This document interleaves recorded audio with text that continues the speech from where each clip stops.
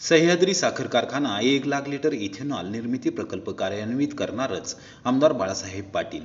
साखर कारखान्याच्या गळीत हंगामाचा शुभारंभ. सह्याद्री सहकारी साखर कारखान्याने नेहमीच शेतकरी सभासदांच्या हिताला सर्वोच्च प्राधान्य दिले आहे. सध्या कारखान्याच्या विस्तारीकरणाचे काम सुरू असून कोणत्याही परिस्थितीत 1,00,000 लिटर इथेनॉल निर्मिती प्रकल्प कार्यान्वित केला जाणार आहे, अशी ग्वाही कारखान्याचे चेअरमन माजी मंत्री आमदार बाळासाहेब पाटील यांनी दिली. सह्याद्री सहकारी साखर कारखान्याच्या गळीत हंगामाचा शुभारंभ आमदार बाळासाहेब पाटील यांच्यासह मान्यवरांच्या हस्ते शुक्रवारी झाला. त्यावेळी शेतकरी सभासदांशी संवाद साधताना आमदार पाटील बोलत होते. कारखान्याचे संचालक जसराज बाबा पाटील, मानसिंगराव जगदाळे, राष्ट्रवादी काँग्रेसचे जिल्हाध्यक्ष सुनील माने, कोरेगाव तालुका शेतकरी सहकारी खरेदी विक्री संघाचे चेअरमन शहाजीराव क्षीरसागर यांच्यासह संचालक पदाधिकारी यावेळी उपस्थित होते. सह्याद्रीने गळीत हंगामाची पूर्ण तयारी केली आहे. अधिकाऱ्यांची बैठक घेऊन सर्व नियोजनाची बारकाईने पाहणी व तपासणी केली आहे.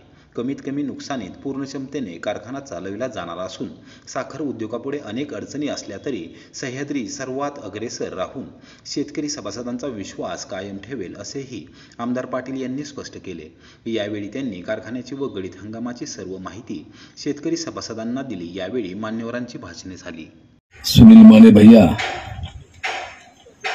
या तालुक्याचे माजी सभापती देवराव पाटील, शहाजीराव क्षीरसागर, त्याचप्रमाणे माजी जिल्हा परिषद सदस्य जितेंद्रदादा पवार, माजी सभापती प्रणव ताटे, advocate Shamrao Deshmukh, market committee संचालक उद्धवराव फाळके, सोमनाथ जाधव, त्याचप्रमाणे TR साळुंखे साहेब, या ठिकाणी उपस्थित असलेले कोरेगाव तालुक्याचे माजी उपसभापती कांतीराव पाटील तात्या, संभाजीराव गायकवाड, मानसिंगराव जगदाळे, रहमतपूरचे माजी नगराध्यक्ष आनंदराव कोरे, दिलीपराव कदम, सौ संगीताताई साळुंखे, श्रीमती प्रभावती माळी, कारखान्याच्या व्हाईस चेअरमन लक्ष्मीताई गायकवाड, सौ शारदा पाटील, सर्व या ठिकाणी उपस्थित सर्व संचालक, माजी संचालक, सर्व सभासद, शेतकरी कारखान्याचे कार्यकारी संचालक आबासाहेब पाटील, त्यांचे सर्व सहकारी, या ठिकाणी उपस्थित असलेले काही तोडणी, कंत्राटदार, वाहतूकदार, उपस्थित पत्रकार बंधू आणि भगिनींनो, कारखान्याचा 50वा गळीत हंगामाच्या शुभारंभाचा कार्यक्रम इथं आपण आयोजित केला. आणि यावर्षी आपण जाणता की सर्व ठिकाणी एकंदर दुष्काळाची परिस्थिती सर्व ठिकाणी दिसते. आणि अशा परिस्थितीमध्ये कारखाना सुरू करायचं हे सगळ्यात मोठं आव्हान राज्यातल्या सहकारी कारखानदारापुढे आहे. कार्यक्रम कसा घ्यावा, मोठा घ्यावा, काय करावा अशी चर्चा सुरू सातत्यानं होती. परंतु मराठा आरक्षणासाठी जरांगे पाटलांचं उपोषण हे त्या ठिकाणी जालना जिल्ह्यामध्ये सुरू असल्यामुळं आपण बघतो की सगळ्याच राज्यातल्या अनेक कार्यक्रमावर मोठ्या प्रमाणामध्ये काही बंद किंवा निर्बंध आलेले आहेत. आता काल उपोषण सोडण्यात आलेलं आहे. 2 जानेवारीपर्यंतचा अल्टिमेट हा त्या ठिकाणी शासनाला दिलेला आहे. आणि मग आता गावोगावचे व्यवहार सुरू होतील, एसटी बसायची त्या ठिकाणी सुरू होतील. पण आपला कार्यक्रम अगोदर ठरला आणि मग बऱ्याच जणांचं म्हणणं असं की 50वा हंगामात तर चेअरमनच्या हस्ते करावा आणि त्याप्रमाणे मला हा बहुमान दिला. माझा संचालक मंडळाने सन्मान केला. याबद्दल सर्वांचे अतिशय मनापासून या ठिकाणी मी आभार मानतो. आपल्या कारखान्याचा पहिला हंगाम हा 19 ऑक्टोबर 1974 रोजी झाला, ज्याचा सुनील माने भैयाने उल्लेख केला की 50वा हंगाम हा इथे होतोय. आणि 50 वर्षे काय थोडी वर्ष नाहीत. या 50 वर्षामध्ये या कारखान्यानं अनेक चढउतार पाहिले, कामगारांनी पाहिले, सभासदांनी पाहिले, शेतकऱ्यांनी पाहिले. तर त्यामध्ये सातत्य टिकून कैलासवासी यशवंतराव चव्हाण साहेबांनी ज्या भूमिकेतून या करारोत्तर विभागाला एक सहकारी कारखाना असा भूमिका ठेवली, त्या भूमिकेला आदरणीय PD पाटील साहेब, आबासाहेब पार्लेकर, विकुना नाईकवळकर, सहकार मंत्री RD पाटील साहेब सर्वांनी त्या ठिकाणी सहकार्य केलं. आणि त्यांच्या सर्वांच्या प्रयत्नातून, संकल्पनेतून हा कारखाना उभा राहिला. आदरणीय PD पाटील साहेबांच्यावर तर जबाबदारी यशवंतराव चव्हाण साहेबांनी दिली होती. आणि आपण ज्यावेळेस पहिला हंगाम घेतला त्यावेळी आपला 1250 कारखाना होता आणि पीडी पाटील साहेब म्हणायचे आपल्याला 10,000 टनावर जायचं आहे. पण लोक म्हणायचे कसं शक्य आहे, ऊस तर तुमच्या कार्यक्षेत्रामध्ये कमी आहे. आणि मग आपण त्यावेळेची नोंद होती आपली 74ला फक्त 8,490 एकर एवढीच नोंद होती. जो शेतकऱ्याने स्वतः त्या ठिकाणी विहीर असेल किंवा नदी असेल याच्यावरनं जी स्कीम केली ती बोरची, ती त्यावेळी संकल्पना नव्हती, तेवढाच ऊस होता. पण विशेषतः नंतरच्या काळामध्ये आदरणीय पीडी पाटील साहेबांनी जी कारखान्याची आपल्याला शक्ती मिळाली त्याच्या माध्यमातून कोयना आणि कृष्णा नदी काठला मोठ्या प्रमाणामध्ये लिफ्ट इरिगेशन उभा केलाय. कारण जिरायत शेतकरी हा बागायत झाला पाहिजे ही भूमिका त्यांनी सातत्याने त्या ठिकाणी घेतली.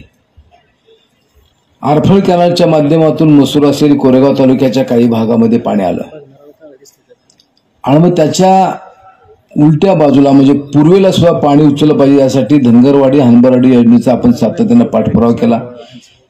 त्यापैकी हनबरवाडी योजनेची बहुतांशी ट्रायल ही त्या ठिकाणी झालेली आहे. आणि त्यामुळं स्वतःचा ऊस असलेला राज्यामधला मी सहकार मंत्री म्हणून तुमच्या सहकार्यामुळे मला आदरणीय पवार साहेबांनी संधी दिली सहकार मंत्री म्हणून काम करायची. स्वतःच्या कार्यक्षेत्रामध्ये स्वतः पिकवलेला एवढा ऊस असेल असा मी अतिशय अभिमानानं सांगतो फक्त सह्याद्री कारखाना आहे. बाकी ठिकाणी कसं आहे, दुसऱ्यानं पिकवलेला ऊस घ्यायचा आणि त्याच्यावर कारखाना चालवायचा.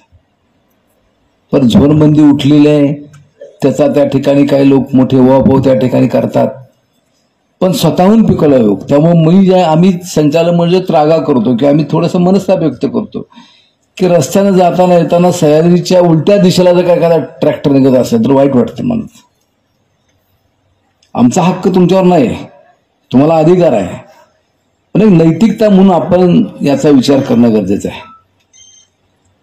कारण ज्याचा या ठिकाणी उल्लेख झाला की आता खाजगी कारखान्यांची संख्या वाढते आणि खाजगी कारखान्यांची संख्या वाढल्यामुळे काय घडणार साहजिकच की सहकार अडचणीत गेला आणि सहकार अडचणीत गेल्यानंतर खाजगी कारखानदार मग सगळे ठरवतील उत्तर प्रदेश सारखं किंवा एवढा दर आम्ही घेणार त्याशिवाय कुणा घाला असले घाला, सगळे समान एक असतील तर मग त्या ठिकाणी मग मोठ्या प्रमाणामध्ये शेतकऱ्यापुढे अडचणी येतात.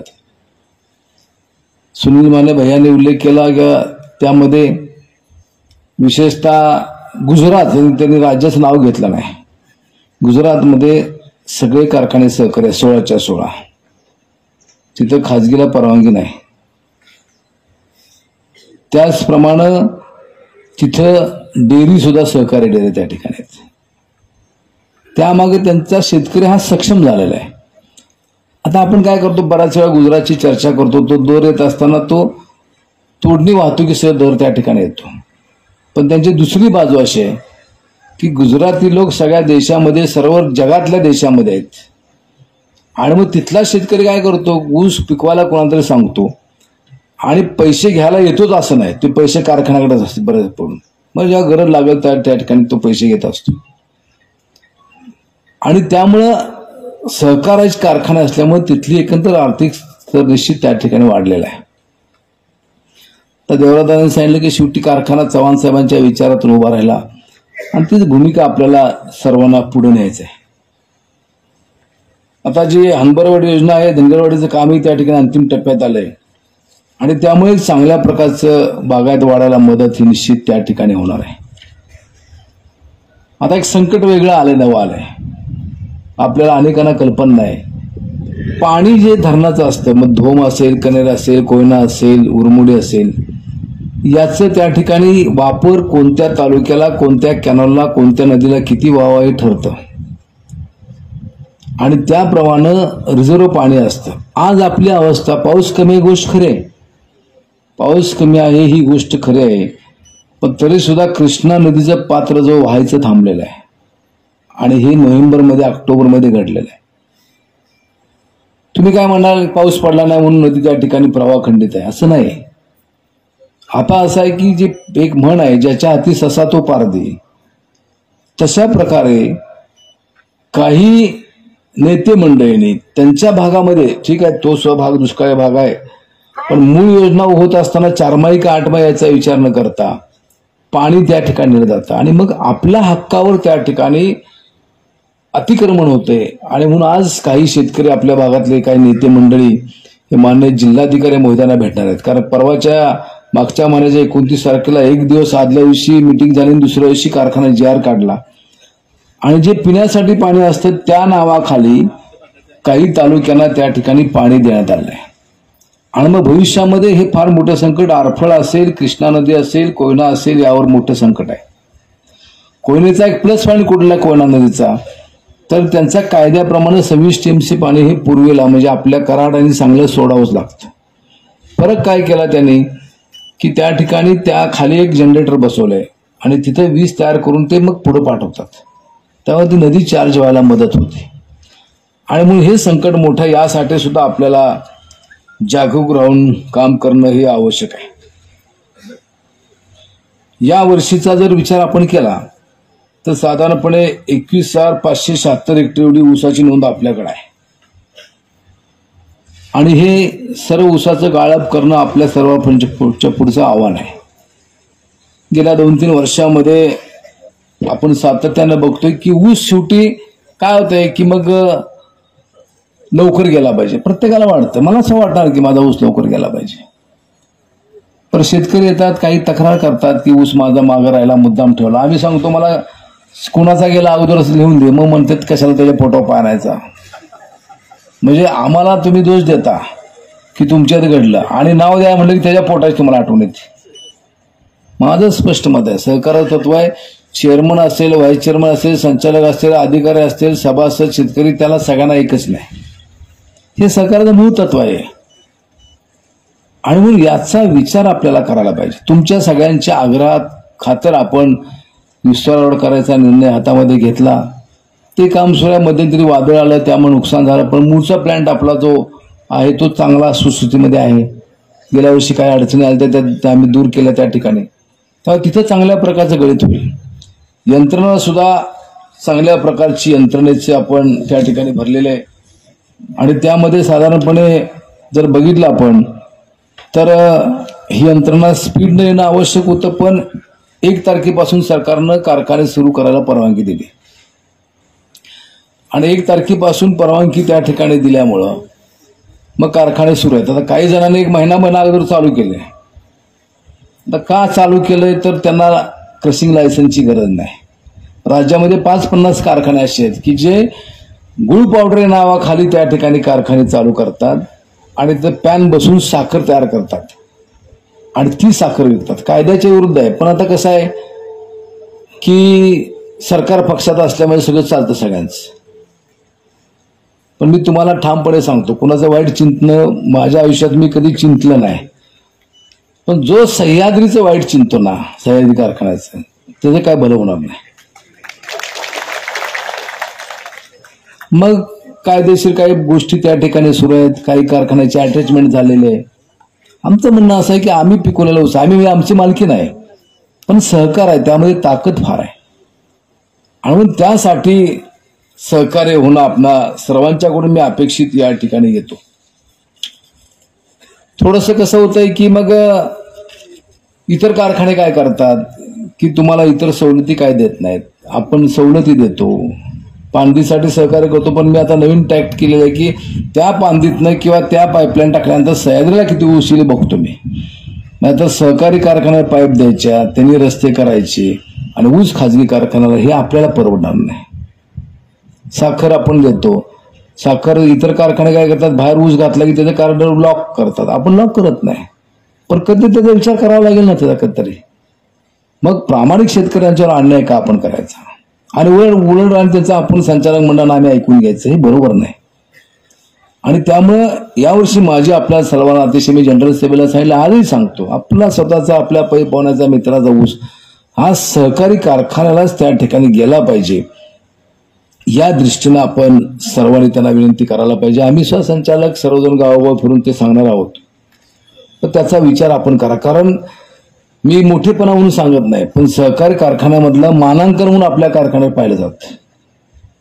मानांकन याचा अर्थ बाबा याची एकंदर कामाची पद्धत, दराची पद्धत ही बघितली जाते. आपण जर अडचणीत आलो तर मग ज्यांच्या मनामध्ये त्या ठिकाणी खाजगीकरण मोठ्या प्रमाणावर करायचे त्यांचं त्या ठिकाणी फावतंय.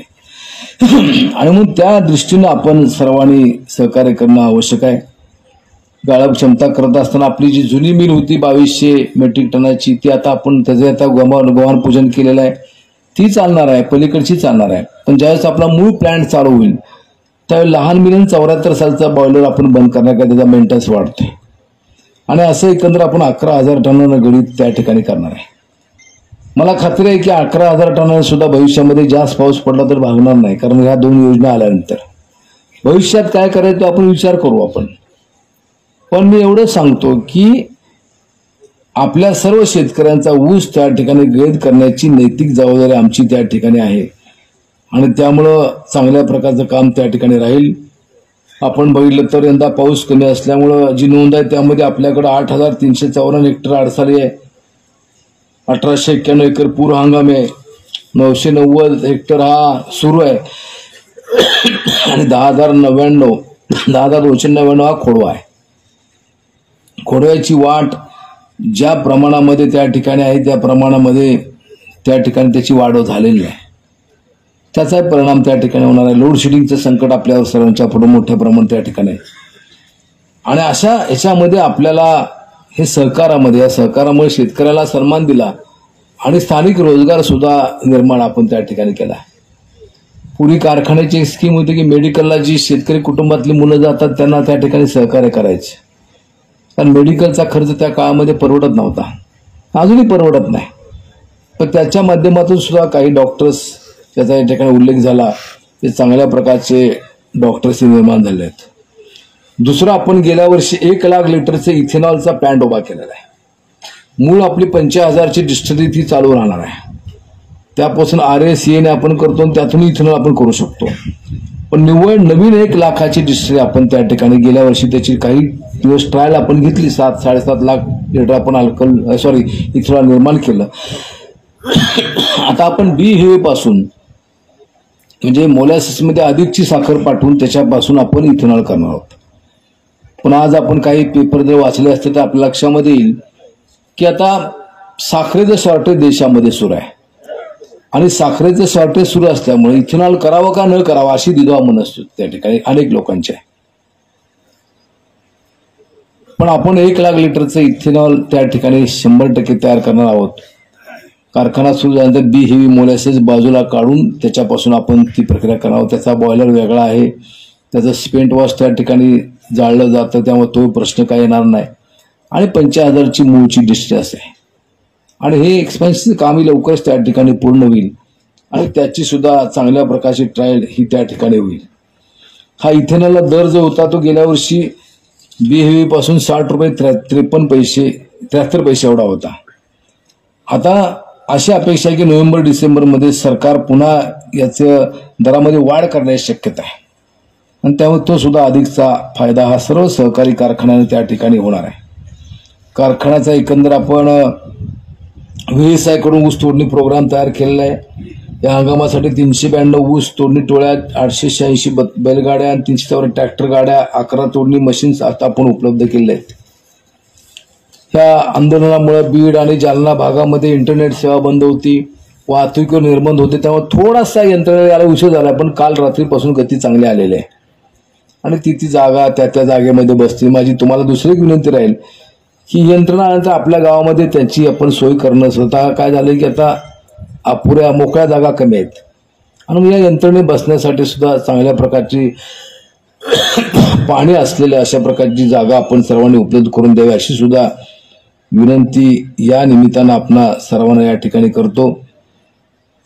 आपण आता पूर्वी आपली पद्धत अशी होती की पहिला हप्ता द्यायचो आपण, दुसरा हप्ता जूनला द्यायचो आणि तिसरा मग परत दिवाळीच्या नंतर दिवाळी दरम्यान द्यायचो आणि ते करत असताना आपण उधारीवर काही साखर त्या ठिकाणी द्यायचो, गावोगावी आपण पोच करतो. यंदाही आपण पोच केलेले आहे. पण गेल्या वर्षी ज्यांचा ऊस आला त्यांना आपण दिले. आता त्यांनी आपल्याला ऊस घातला पाहिजे तर वसूल होईल, नाही तर वसूल झाला नाही तर परत काय लोकांना बरं वाटेल. पण हे काय वैशिष्ट्य कॉम्प्युटर सिस्टम असल्यामुळे कधीतरी तुमचा ऊस आला की माणूस काय सुटत नाही, कधीतरी. पण माझी विनंती आहे, हात जोड नम्र विनंती आहे की कृपा करून असा विचार कोणी करू नका. आम्ही सहकाराच्या माध्यमातून प्रामाणिकपणे काम करतोय. मशिनरीचं ओव्हरऑलिंगचे कामं आम्ही केले. परवा मी कर्मचारी अधिकाऱ्यांची मीटिंग घेतली. त्या कर्मचाऱ्यांनी सुद्धा मला आश्वासन दिलं की आम्ही यावर्षी कमीत कमी नुकसान होऊन त्या ठिकाणी चांगल्या प्रकारचं गळीत हे आम्ही त्या ठिकाणी घेऊ, अशी त्या ठिकाणी त्यांच्याकडून ही अपेक्षा निश्चित त्या ठिकाणी आहे. आणि त्यामुळं हा हंगाम जरी राज्यातल्या इतर कारखान्यांना अडचणीचं वाटत असतं तर आपल्याला माझ्या माहितीप्रमाणे आपल्या सर्वांनी सहकार्य केलं तर एक चांगल्या प्रकारचा हंगाम हा त्या ठिकाणी पार पडेल आणि तो चांगल्या प्रकारे पार पडेल. आता एकंदर एक दुसरी मागणी केंद्र सरकारकडे मी मंत्री असल्यापासूनची आपण करतोय की आता कसं आहे की साधारणपणे 3100 रुपयाच्या खाली कुणी साखर विकायची नाही, म्हणून राज्य साखर संघानं किंवा सरकारनं त्या काळामध्ये माझं आणि माननीय मुख्यमंत्री महोदय आणि उपमुख्यमंत्री या सहीनं पत्र आम्ही दिलं की जे 3100 रुपयाचा बेस तुम्ही बॉटम घातलाय तो 3600 करा. अगोदर मागणी होती 3400 करा, मग एसला 3400 करा, यमला थोडा जास्त या पुन्हा 3600 करा, अशी मागणी त्या ठिकाणी झाली. आता साखर काही आता दिवाळी का दसऱ्या दरम्यान 3400 3500 अगदी 3700 रुपयेपर्यंत सुद्धा गेले, 3700 रुपयेपर्यंत सुद्धा त्या ठिकाणी गेले. पण सरकारनं ही किंमत वाढवली पाहिजे. ती किंमत वाढवली तर काय होईल की बँक जास्त रक्कम आपल्याला उपलब्ध करू शकेल. आता असं आहे की आता ही कसरत आहे सगळ्याच कारखान्यांची आहे, सगळ्या सहकारी कारखान्यांची कसरत आहे. पण कायद्याप्रमाणे FRP तर सगळ्यांना द्यावेच लागते, त्यातून कुणाला सुट्टी नसते. मी सहकार मंत्री असताना पहिलं वर्ष असं होतं की 100% FRP राज्याने दिली होती. यावर्षी काय घडलं की बऱ्याच कारखाने FRP दिले नाही आणि शेतकरी सुद्धा विसरतो, त्याने दिले नाही तर ठीक आहे दिल पुढा म्हणून मग पुन्हा ऊस त्याला घालतो. तर याचा सुद्धा विचार हा आपल्याला सर्वांना त्या ठिकाणी करणं हे आवश्यक आहे. आज हा कार्यक्रम आपण घेतला, थोडासा सकाळची वेळ घेतली की सकाळचा एक मुहूर्त होता आणि दुपारचा होता, म्हणजे सकाळी आपण लवकर मुहूर्त घेतला आणि गळीत हंगामाचा शुभारंभ आपण या ठिकाणी केलेला आहे. अडचणी सर्वच इंडस्ट्रीला आहेत, पण त्यावर मात करण्याचा आमचा तुमच्या सर्वांच्या प्रयत्नातून संचालक मंडळाचा प्रयत्न निश्चित त्या ठिकाणी राहील. आपण आतापर्यंत सहकार्य केलं असं सहकार्य पुढे सुद्धा आम्ही अपेक्षित धरतो. आणि असं म्हटलं जातं की 45-50 वर्षांतर कारखानदारीमध्ये नवीन नवीन बदल येतात आणि म्हणून नवीन प्लांट आपण घेताना त्या पद्धतीनं आपण त्या ठिकाणी प्लांट घेतलेला आहे. आणि 50 वर्ष हा काय थोडा काळ नाही. 1250हून आपण 7,500-9,000 टनापर्यंत गेलो, काही वेळेला 10,000चे घेतले आणि आता 11,000 आपला बेसिक राहणार आहे. पण थोडीशी वाढ त्यामध्ये सुद्धा होणार आहे, ते काही जाहीर मी बोलू इच्छित नाही, पण त्यामध्ये ती वाढ सुद्धा राहणार आहे. म्हणजे 11 म्हणजे अगदी नेक टू नेक 11 चालणार नाही, त्याच्या पुढे प्लस त्या ठिकाणी चालेल. आणि त्यामुळं चांगल्या प्रकारचा गळीत होईल, चांगल्या प्रकारचा उतारा हा त्या ठिकाणी निश्चित प्रकारे मिळेल. आपण शेती विभागाच्या वतीनं काही चर्चासत्र घेतो, चांगल्या प्रकारची जोपासना होण्यासाठी सुद्धा आपण नेहमी मार्गदर्शन ही त्या ठिकाणी करत असतो आणि त्याचा सुद्धा लाभ अनेक शेतकरी बंधू हे त्या ठिकाणी घेत असतात. ड्रीपचा देवरादादाने उल्लेख केला. ड्रीप सारखं आता अलीकडं पूर्वी कसं होतं की ड्रीपनं लोक म्हणायचे शक्यच नाही, पण आता ड्रीपमुळे असं लक्षात आलंय की ड्रीपमुळे जास्तीत जास्त उत्पन्न हे त्या ठिकाणी मिळतंय आणि त्याचा सुद्धा अवलंब अनेक मंडळी त्या ठिकाणी करतायत. कारखान्यांच्या वतीनं काही आपण 50% शेतकऱ्याचे 50% उधारीवर आपण त्या ठिकाणी ती वसुली करायची काम सुद्धा आपण त्या ठिकाणी करतो आणि त्यामुळं निश्चितच उत्पन्न वाढायला मदत ही त्या निमित्तानं निश्चित त्या ठिकाणी होते. या हंगामाच्या निमित्तानं सर्व संचालक मंडळानं आपल्या सर्वांनी माझ्या हस्ते हा हंगाम या ठिकाणी करण्याचा निर्णय घेतला. आपण आपल्या डिस्टिलरीचा जो कार्यक्रम आहे तो डिस्टिलरी सुद्धा आपण एक वेगळा घेऊ आणि दुसरा असा आहे की आपला जो मूळ विस्तारावर आपण करतोय त्याच्या तो अंतिम टप्प्यामध्ये तोही कार्यक्रम आपण एक चांगल्या प्रकारचा घेऊ, कारण 50 वर्षानंतर ही क्रांती त्या ठिकाणी घडते आणि सहकारातला कारखाना सर्वात जास्त सभासद असलेला कारखाना हा निर्णय या ठिकाणी घेते. आणि मग या हंगामाच्या निमित्तानं मी सर्वांना अतिशय मनापासून शुभेच्छा देतो. सर्व अधिकारी कर्मचारी सभासद शेतकरी सर्व नेते मंडळी सर्व तोडणी यंत्रणा यांच्या माध्यमातून हा हंगाम चांगल्या प्रकारचा जाईल आणि जावा अशा प्रकारची प्रार्थना मी या निमित्तानं या ठिकाणी करतो.